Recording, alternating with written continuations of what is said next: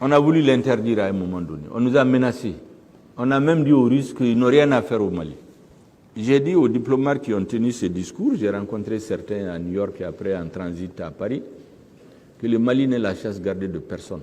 C'est la chasse gardée du peuple malien. Point à la ligne. La Russie, depuis les indépendances, a toujours été à côté du Mali. Ça s'appelait l'Union soviétique. Aujourd'hui, c'est la Fédération de Russie qui a pris en son compte l'héritage de l'ex-Union soviétique. Il est donc un partenaire. La majorité de nos officiers, jusqu'à une date récente, étaient formés en Russie. Plus de 80-90% de nos équipements militaires venaient de Russie. On s'étonnerait même qu'on n'ait pas renforcé cette coopération depuis des années. Certainement qu'il y avait des interdictions. Ce sont ces interdictions-là que nous avons brisées. Il n'y a plus d'interdiction pour coopérer avec tout pays qui respecte notre souveraineté, qui est prêt à nous aider à résoudre les problèmes. On cherche à résoudre les problèmes qui sont posés à notre peuple. Et comme je l'ai dit, nous n'avons pas besoin de tuteurs pour cela. On ne quittera pas un tutorat pour être sous un autre tutorat. Et d'ailleurs, les Russes ne l'ont jamais dit. Les Russes respectent le Mali. Nous discutons, carte sur table, de quoi on a besoin.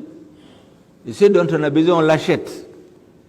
Le Mali ne cherche de l'aumône auprès de personne. Ce que le Mali veut, c'est le respecter comme État souverain. Ce que le peuple malien veut, c'est de le respecter comme un vieux peuple qui a une longue histoire, millénaire. Et je dois dire que, à la date d'aujourd'hui, nous avons une satisfaction totale dans le cadre de notre coopération avec la Russie. Récemment, vous savez, aujourd'hui, si notre armée a un niveau d'équipement jamais égalé pendant ces 20-30 dernières années, c'est grâce à la coopération avec la Russie, c'est grâce à la coopération avec d'autres partenaires dont je ne parle pas, parce que comme les autres n'en parlent pas, nous ne disons rien. Parce que beaucoup pensent qu'on n'est qu'avec la Russie, mais dans le domaine militaire, on diversifie notre coopération militaire. Dans le domaine économique, c'est public, donc il n'y a rien de secret là-dedans. Il y a des produits stratégiques sur lesquels nous avons décidé de conclure des partenariats stratégiques avec la Russie pour sortir de cette hantise chaque année, les engrais, le carburant, le blé et d'autres produits qui vont suivre. Le même type de coopération, de partenariat, de diversification de nos partenariats est en chantier avec d'autres pays. Nous sommes dans des discussions. Mais comme c'est sur la Russie qui a la focalisation en permanence, bon, nous aussi, nous parlons de ce qui se passe en Russie, le reste, on n'en parle pas. Le jour où les autres vont en parler, on dira ce qu'on est en train de faire. Donc, c'est ce qui explique. On a des relations historiques avec la Russie qu'on n'aurait pas dû affaiblir.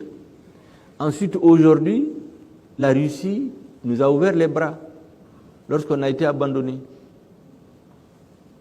Aujourd'hui, la Russie est proactive.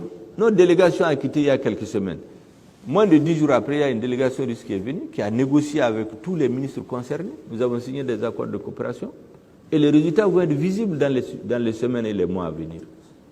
Voilà ce que je peux dire à ce niveau. En bref, nous n'avons pas d'ennemis. Comme tous les États, nous avons des amis. Les amis, c'est ceux qui nous respectent. C'est ceux avec qui on peut coopérer comme partenaire dans le cadre du gagnant-gagnant.